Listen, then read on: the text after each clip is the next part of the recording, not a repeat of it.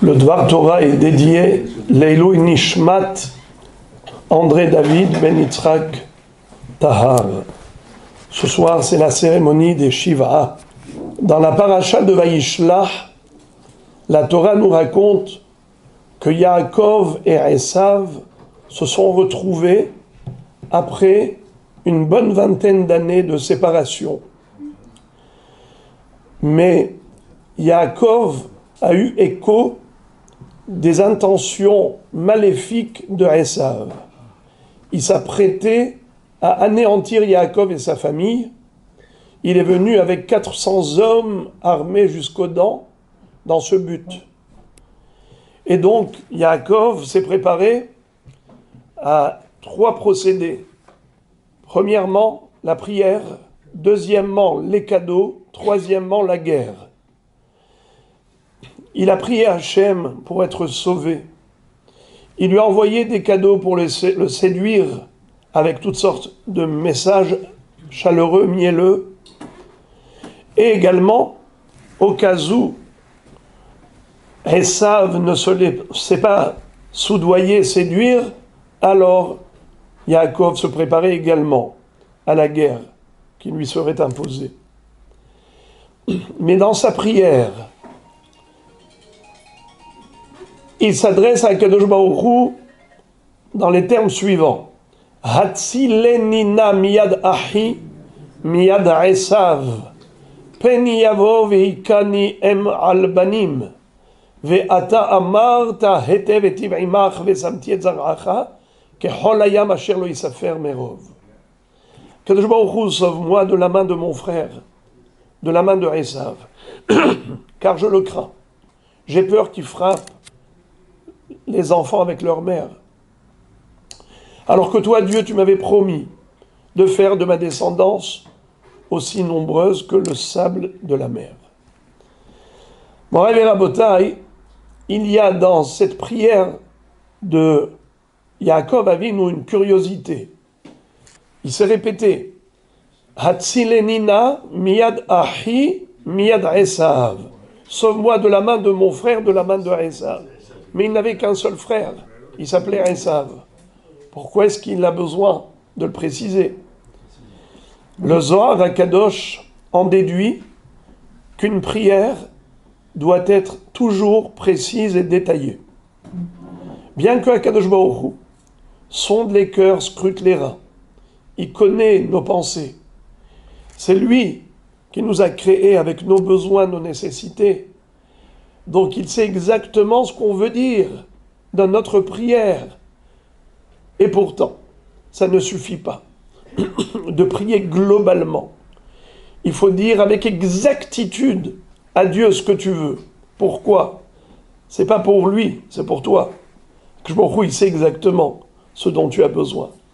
Mais toi, tu as besoin de t'exprimer d'une manière convaincue, avec conviction, que c'est lui la seule adresse. En od milevado. Le seul et unique au monde à pouvoir te secourir, c'est HaKadosh Baruch Hu. Et la preuve que tu en es convaincu, c'est que tu lui dis tout. Quand quelqu'un vous demande comment ça va, on fait aller. Tu vas pas aller lui raconter maintenant toutes tes misères, toutes tes galères. S'il est plus proche de toi, un peu plus. Mais si c'est quelqu'un dont tu sais qui va pouvoir t'aider réellement, tu vas tout lui dire. Donc la tefila explicitée est une preuve que tu es convaincu que HaKadosh Baruch Hu est ton sauveur, celui qui peut réellement te délivrer de cette situation de détresse où on a besoin quelconque. Voilà pourquoi il fallait dire Hatzilenina miyad ahi miyad Esav. Mais le Beth Halevi se demande malgré tout. Il aurait pu dire tout simplement Hatzilenina miyad ahi Esav. Sauve-moi de la main de mon frère Esav. Pourquoi a-t-il répété 2 fois le mot yad, la main? Sauve-moi de la main de mon frère, de la main de Esav. De la main de mon frère Esav. Il a tout dit. Le Bet Halevi, c'est Rabbi Yosef Dov Soloveitchik, Zecher Tzadik Kadosh Livracha, explique brillamment ce verset en disant, en fait, Yaakov Avinu, ce qu'il appréhendait, ce qu'il craignait, c'était deux dangers différents. D'une part, le danger physique d'être anéanti, lui et sa famille, par Esav, mais d'autre part, le danger spirituel. C'est-à-dire que dans la mesure où ces cadeaux allaient atteindre l'objectif, à savoir séduire son frère Esav, eh bien désormais, ce ne serait plus un ennemi, ce serait un ami, un frère. Alors, il y a un risque. Lequel ? Un danger spirituel pour l'éducation de ses enfants. Car les enfants auront un tonton à Esav. Et avoir un oncle comme tonton à Esav, c'est pas ce qu'il y a de meilleur comme exemple et modèle pour les jeunes enfants de Yaakov Avinu. C'est pour cela qu'il va dire à Kadosh Baruch Hu, j'ai peur d'une part de la main cruelle de Esav, Yad Esav, mais j'ai peur aussi de la main fraternelle de Esav, Miyad Ahi, Miyad Ahi, Miyad Esav. J'ai peur du danger physique et spirituel. Ces deux mains sont dangereuses. Et en effet, la Torah nous raconte qu'au moment où Esav a été vraiment touché par tous ces cadeaux, ces messages, ces prosternations, 7 fois Yaakov s'est prosterné au devant de Esav, jusqu'à ce qu'ils sont arrivés en face à face, et à ce moment-là, que se passe-t-il ? L'imprévisible. Esav était venu pour livrer guerre à Yaakov, il descend de sa monture et il va l'enlacer, l'embrasser, et Rachid dit de tout son cœur. Halakha beyadoua she'Esav sonné le Yaakov, ela shenichmeru rachamav be'ota sha'a unshako bechol libo. C'est ce que dit Rachid. Alors, maintenant que Esav et Yaakov s'enlacent, alors maintenant les enfants vont dire « Ah, on a un tonton sympathique. Ah, c'est un super tonton celui-là. On ne le connaissait pas. La grande découverte. » Or, Yaakov, comme il avait prié, de la même façon qu'il a été exaucé sur le plan du danger physique, il a été également exaucé sur le plan du danger spirituel. Et la Torah raconte qu'au moment où Esav propose à Yaakov de faire chemin ensemble, alors que lui dit, Yaakov, s'il te plaît, avance, car les enfants sont jeunes, j'ai de nombreux troupeaux, on marche à un rythme ralenti, on ne va pas ralentir ton voyage, avance, Ad asher avo el Adoni se'ira, jusqu'au jour où je viendrai te rencontrer à Seir. Et Esav pouvait l'attendre, il n'est pas venu. Quoi, Yaakov a menti ? Il lui a dit qu'il va venir à Seir, il n'est pas venu. Hachamim disent, oui, ça va se passer, mais à la fin des temps. Ki l'Hashem amelucha u moshel bagoyim, ve'alu moshi'im behar Tzion, lishpot et har Esav, ve'aita l'Hashem amelucha. Oui, un jour, il viendra le voir, mais à ce moment-là, c'est pour recevoir tout ce que Esav a reçu, qu'Akadosh Baruch Hu offrira comme cadeau à Yaakov et sa descendance. Mais, plus que cela, la Torah raconte que Esav lui dit, bon, tu sais quoi ? Tu veux pas que je reste ici, tu veux pas me déranger. Alors je vais laisser mes délégués, des hommes qui me représenteront. Je te laisse des représentants qui vont t'accompagner. Il leur a dit, Lamazé emtsahen be'ene Adoni. Pourquoi ai-je trouvé grâce aux yeux de mon maître ? Vas-y, rentre chez toi, tout va bien. Be'azrat Hashem, on aura l'occasion de se rencontrer. Eh bien, le Bet Halevi nous dit, voyez-vous, la prière de Yaakov a été totalement agréé par Akadosh Baruch Hu, puisque la Torah témoigne Vayashov, Esav, Ledarko, Bayomahu, Se'ira. Le jour même, Esav est rentré chez lui. Pourquoi la Torah nous raconte ce détail? En quoi est-ce important? C'est pour nous dire, tu vois le tzaddik Yaakov Avinu, il se souciait pas seulement des problèmes physiques, mais également des dangers spirituels qui menaçaient ses enfants. Akadosh Baruch Hu l'a aidé. Quelqu'un qui veut vraiment protéger ses enfants de toute influence négative, eh bien, Akadosh Baruch Hu lui en donne les moyens. Durant notre histoire, nous, peuple juif, on a toujours été ballottés, basculés entre ces deux pôles. D'une part, les dangers physiques. Qui ne nous en veut pas? L'antisémitisme récurrent, virulent.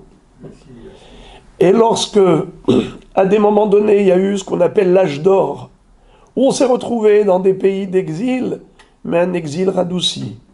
Un exil où les goïms nous ont accueillis, parfois même royalement. On nous a offert des prix Nobel. On nous a reconnus comme étant l'intelligence et les cerveaux de tous les gouvernements.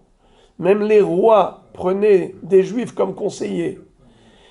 Alors, tout cela, c'était très séduisant. Quel était le risque? L'assimilation. Lorsque les goïms ont fait une place très confortable aux juifs, eh bien, finalement, ils ont dit, pourquoi désirer le retour en Israël? Mais qu'est-ce qui nous manque ici? Pourquoi a-t-on besoin de Jérusalem, Yerushalayim, Beth Amikdash? C'est du passé, mais pourquoi est-ce qu'on a besoin d'en faire du futur? Eh bien, malheureusement, qu'est-ce qui se passait? Tout de suite, ça basculait vers l'antisémitisme. Miyad Ahi, Miyad Esav. De Ahi, ça devenait Esav. Cruel. Hitler, l'autodafé, les croisades, l'Inquisition, la Shoah, l'intifada, et pogrom, et le 7 octobre, et ça n'arrête pas. Et ça n'arrête pas. Pourquoi? À peine on sort la tête de l'eau, on se dit, mais ça y est, c'est bon. Et tu ne sais pas d'où il sort, encore une tête de serpent qui te sort de quelque part. Alors, Moraï Verabotaï, ça, c'est quelque chose d'extraordinaire.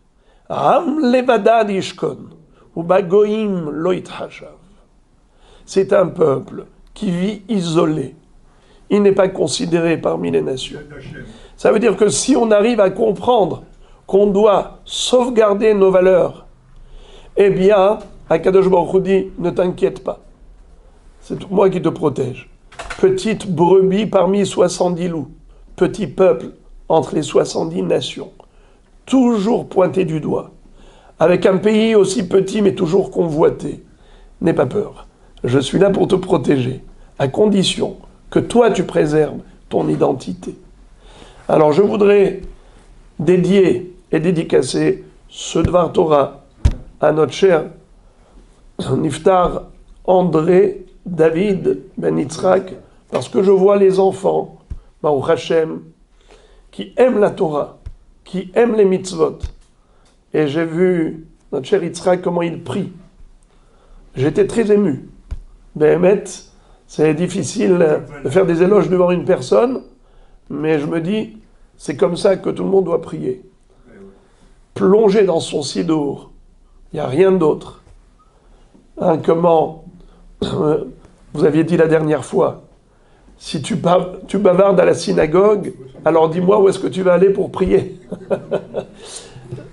Le respect du Makom Kadosh. D'où ça provient, ce respect? Eh bien, parce qu'on est conscient qu'on a un privilège unique, d'avoir rendez-vous 3 fois par jour avec Akadosh Baruch Hu, Shaharit, Mincha, Arvit.